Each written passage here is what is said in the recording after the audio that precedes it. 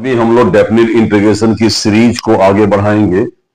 आज हम लोग फिर से कुछ प्रॉब्लम्स डिस्कस करते हैं जो बीते कुछ सालों के आईआईटी के एग्जाम में और बोर्ड एग्जाम में भी आते रहते हैं। तो शुरुआत करते हैं।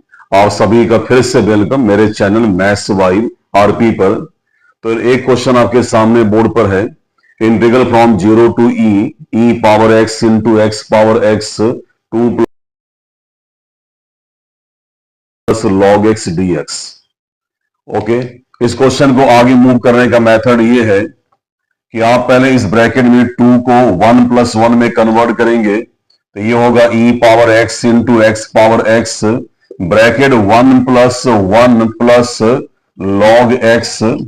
1 प्लस लॉग एक्स को एक बार और ब्रैकेट में, ठीक है, क्लोज कर देंगे। उसके बाद एक्स पावर एक्स से ब्रैकेट के दोनों पार्ट में इंडिविजुअली मल्टीप्लाई करेंगे तो ये होगा integral from 0 to e power x as it is x power x into 1 equals to x power x, और इससे जब मल्टीप्लाई यहां होगा तो ये होगा x power x bracket 1 plus log x d x. ठीक है, आपको ये मालूम है कि जब ई पावर एक्स के साथ ब्रैकेट में दो अलग अलग फंक्शन का सम या डिफरेंस दिया होता है, जिनमें से एक्स पावर एक्स पहला फंक्शन है और x power x bracket 1 plus log x दूसरा फंक्शन है। हम लोगों ने इंटीग्रेशन बाय पार्ट्स में उसके एक्सटेंशन के फॉर्म में हमने ये पढ़ा हुआ है कि जब ई पावर एक्स के साथ दिए गए ब्रैकेट में दो अलग अलग फंक्शन हो और वे इस तरह से दिए गए हो कि उनमें से एक फंक्शन उस ब्रैकेट के किसी दूसरे फंक्शन का डेरिवेटिव हो। कई बार ये दायां फंक्शन भी हो सकता है और कई बार ये लेफ्ट हैंड साइड का फंक्शन भी हो सकता है। अगर आप एक्स पावर एक्स को डिफरेंशिएट करेंगे तो आपको वैल्यू मिलेगी x power x 1 plus log x, यानी ये एक्सप्रेशन ब्रैकेट के पहले फंक्शन का डेरिवेटिव है। ठीक है, आप ये चेक कर सकते हैं। अगर आप एक्स पावर एक्स को डिफरेंशिएट करेंगे और क्योंकि ये variable to the power variable के फॉर्म में है तो ये लॉग लेकर डिफरेंशिएट होगा, आपने ये पढ़ा होगा। और हम इस पूरे फंक्शन को y अज्यूम करें और इसके वेरिएबल को नीचे शिफ्ट करने के लिए हमारे पास एक ही प्रोसेस है कि हम यहां लॉग लेंगे। तो जब आप लॉग लेंगे तो dy by d s log y equals to log x to the power x होगा। लॉग इस पावर को कोफिशिएंट में कन्वर्ट कर देगा तो आपको मिलेगा log y equals to x into log x. अगर आप दाईं तरफ में देखेंगे तो आपको दो फंक्शन x और log x का मल्टीप्लीकेशन मिल रहा है। अगर आप दोनों और x के रेस्पेक्ट में डिफरेंशिएट करेंगे तो ddx सब log y हम जानते हैं 1 upon y into dy by dx होता है, और ये है दो फंक्शन का प्रोडक्ट। तो यहां लेंगे रूल ऑफ प्रोडक्ट।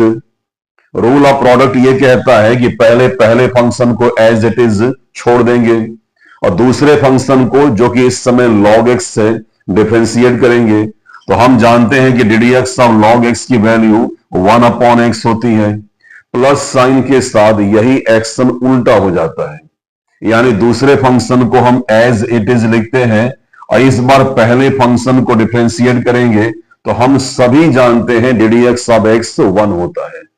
बाद में ये x और x कैंसिल हो जाएगा, यानी 1 upon y ddx of y या dy by dx equals to 1 plus log x मिल रहा है। बाद में हमको dy बाई dx की वैल्यू ऑब्टेन करने के लिए, ठीक है, y को क्रॉस मल्टीप्लाई करना होगा तो dy बाई dx की वैल्यू फाइनली हो जाएगी y bracket 1 plus log x। क्योंकि हम ये जानते हैं कि y x का फंक्शन है, इसलिए y का डेरिवेटिव भी कंप्लीटली केवल x के टर्म में ही आना चाहिए। मतलब ये निकलता है कि dy बाई ds के वैल्यू में कोई भी y का टर्म नहीं होना चाहिए, वो कंप्लीटली x के फॉर्म में ही एक्सप्रेस होना चाहिए। इसलिए हम y के इस कंसीडर्ड वैल्यू को पुट करेंगे जो कि x पावर x है। तो आपने देखा होगा कि x पावर x का derivative actually x power x bracket 1 plus log x होता है। यानी ये जाहिर है कि ब्रैकेट में इस पार्ट का डेरिवेटिव यहां दिया हुआ है, ठीक है, और आप ये पढ़े हुए हैं कि जब e पावर x के साथ में ब्रैकेट में दो अलग अलग फंक्शन का सम या डिफरेंस दिया हो और वे फंक्शन इस तरह से एसोसिएट किए गए हों कि ब्रैकेट में कोई एक हिस्सा ब्रैकेट के दूसरे हिस्से का डेरिवेटिव हो, तो जो हिस्सा डेरिवेटिव होता है हम उसे कट कर देते हैं या उसे इग्नोर कर देते हैं, हम उसे अवॉइड करते हैं। अब ब्रैकेट के अंदर जो फंक्शन बच जाता है उसे हम e पावर x से मल्टीप्लाई कर लेते हैं और वही हमारा उस फंक्शन का इंटीग्रल उस क्वेश्चन के लिए होता है। तो इंटीग्रल क्या होगा? e power x into fx होगा। इस रूल को इंप्लीमेंट करने के पहले आपको इस स्टेप के ठीक सामने इसे मेंशन करना होगा, बताना होगा, उसके बाद ही इसे अप्लाई करना है। तो आइए करते हैं, क्योंकि हम जानते हैं x power x 1 plus log x दरअसल x पावर x का डेरिवेटिव है, तो हम इस पार्ट को इग्नोर कर देंगे, छोड़ देंगे। तो हमारा इंटीग्रल क्या होगा? ब्रैकेट के अंदर का वो फंक्शन जिसका डेरिवेटिव हमने अभी अभी इग्नोर किया है उसको लेकर e पावर x से मल्टीप्लाई करेंगे, तो ये हमारा फाइनल इंटीग्रल हो गया। अब हम इस इंटीग्रल में लिमिट को रखने जा रहे हैं, तो जहां जहां भी x है पहले हम x equal to e put करेंगे, तो ये हो जाएगा e power e bracket e power e into e power e once again. ठीक है, इसके बाद जहां जहां भी x है हम 1 पुट करेंगे, तो e power 1 into 1 to the power 1 और अंत में दोनों वैल्यू को हम सब्ट्रैक्ट करेंगे। हम ये जानते हैं कि e power e into e power e ये हो जाएगा e पावर e का होल स्क्वायर या e पावर 2e। ओके, तो आप ये लिख सकते हैं e पावर 2 इंटू e। ठीक है, minus e power e into e will be e। अगर आप चाहें तो इन दोनों में से e कॉमन भी निकाल सकते हैं, और क्योंकि ये क्वेश्चन डेफिनिट इंटीग्रल का है तो जोड़ा हुआ कांस्टेंट इन वैल्यू को पुट करने के बाद आने वाले वैल्यू को सब्ट्रैक्ट करने के दौरान में अपने आप कैंसिल हो चुका है, इसलिए किसी भी कांस्टेंट की नीड नहीं है। एक बात और, ये रिजल्ट इस फंक्शन के लिए एंटी डेरिवेटिव नहीं है। इस रिजल्ट से इससे हमें यह नहीं मालूम पड़ता है कि ये फंक्शन पास्ट में किस फंक्शन का डेरिवेटिव रहा होगा।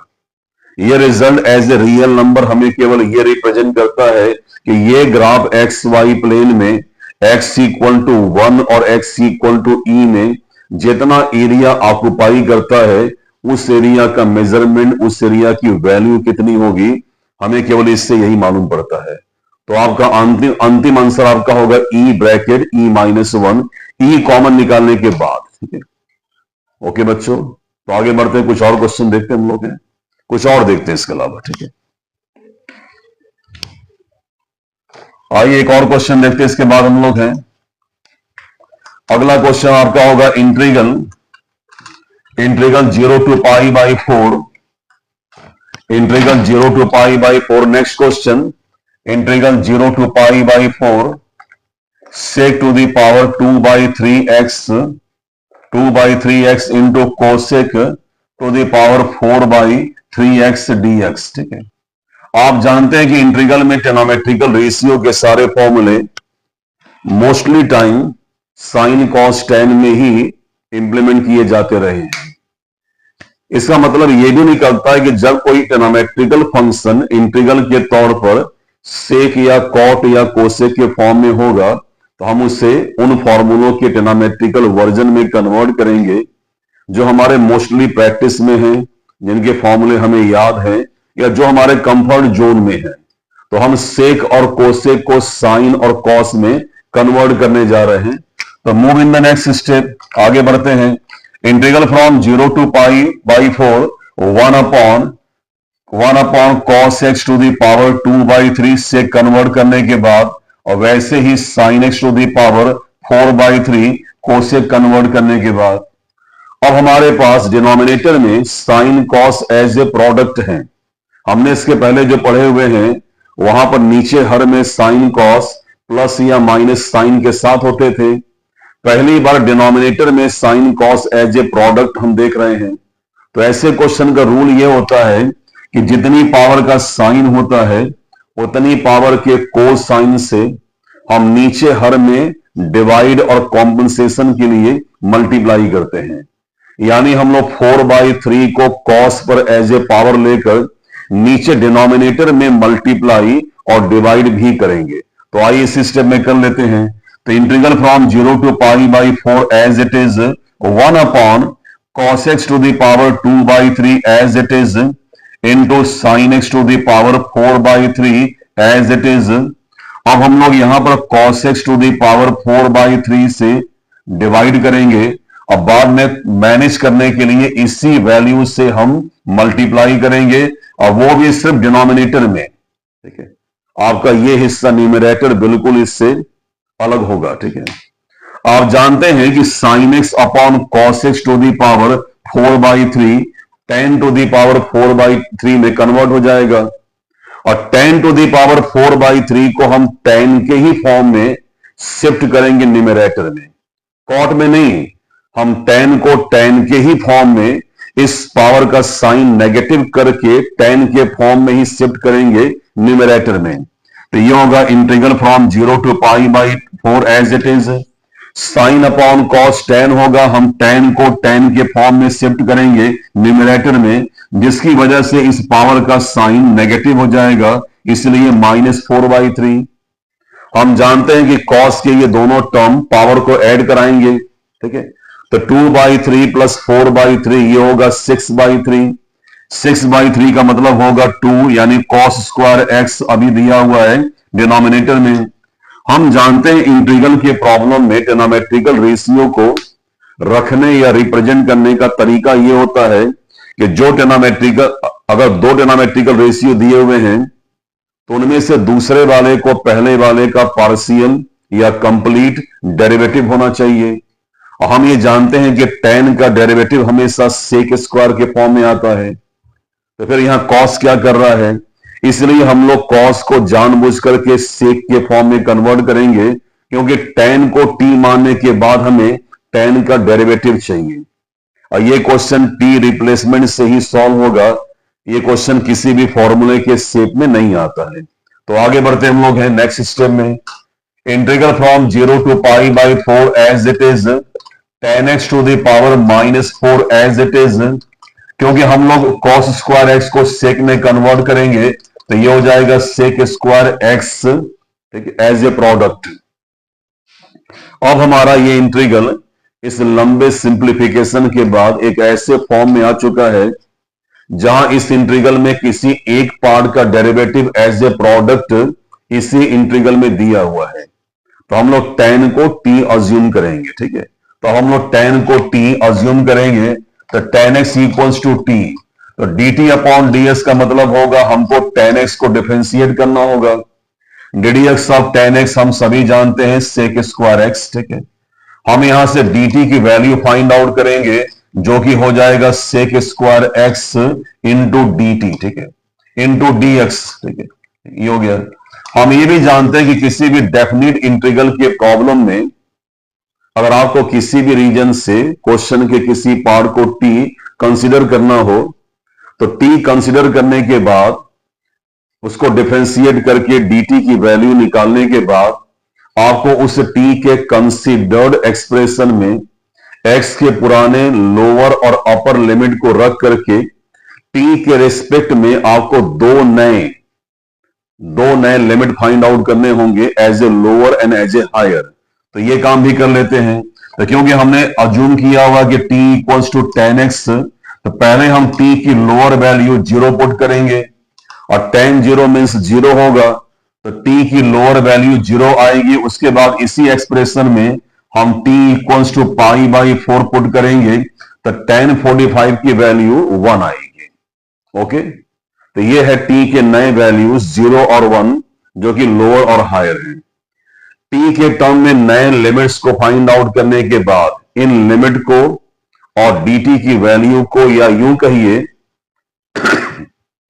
sec स्क्वायर x dx के वैल्यू को dt के टर्म में हम इस क्वेश्चन में पुट करेंगे। तो वापस चलते हैं। ठीक है, हम इस इंटीग्रल में पुराने लिमिट को नए लिमिट 0 और 1 से रिप्लेस करेंगे।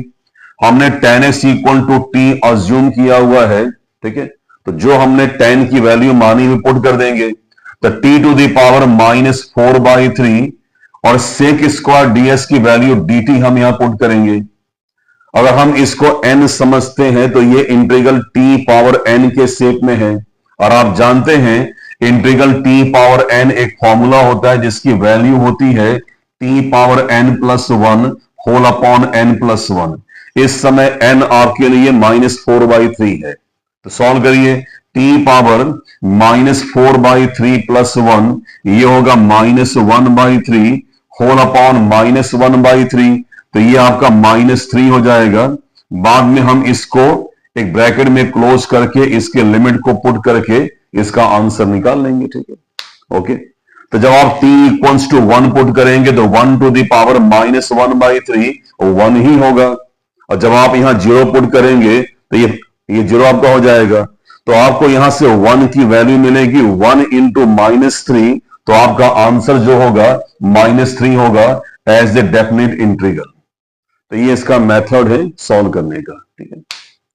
किसी भी क्वेश्चन में सेक और कोसेक जब भी एज ए मल्टीपल मिलेंगे आप उनको साइन कॉस में कन्वर्ट कर देंगे, और किसी क्वेश्चन के डिनोमिनेटर में अगर sine cos as a multiple मिलेगा, एज ए प्रोडक्ट मिलेगा, तो आप जितनी पावर का साइन होगा उतनी पावर के कॉस से डिवाइड और मल्टीप्लाई करेंगे। उसके बाद बॉटम में नीचे हर में साइन कॉस के टर्म्स को tan में कन्वर्ट करके पावर के साइन को नेगेटिव करके tan के ही फॉर्म में शिफ्ट कर देंगे न्यूमरेटर में, ठीक है। और वहां पर सेक स्क्वायर का टर्म कॉस को कन्वर्ट करते हुए ले आएंगे, और बाद में हमेशा tan x को t अज्यूम करेंगे, उसके बाद लिमिट को चेंज कर लेंगे और क्वेश्चन मैनेज कर लेंगे। तो बच्चों ये इसका मेथड है, ठीक है। ऐसे ही हम पढ़ते रहेंगे लगातार वीडियोस में, ठीक है। मिलते हैं नेक्स्ट क्लास में आप सभी से फिर से।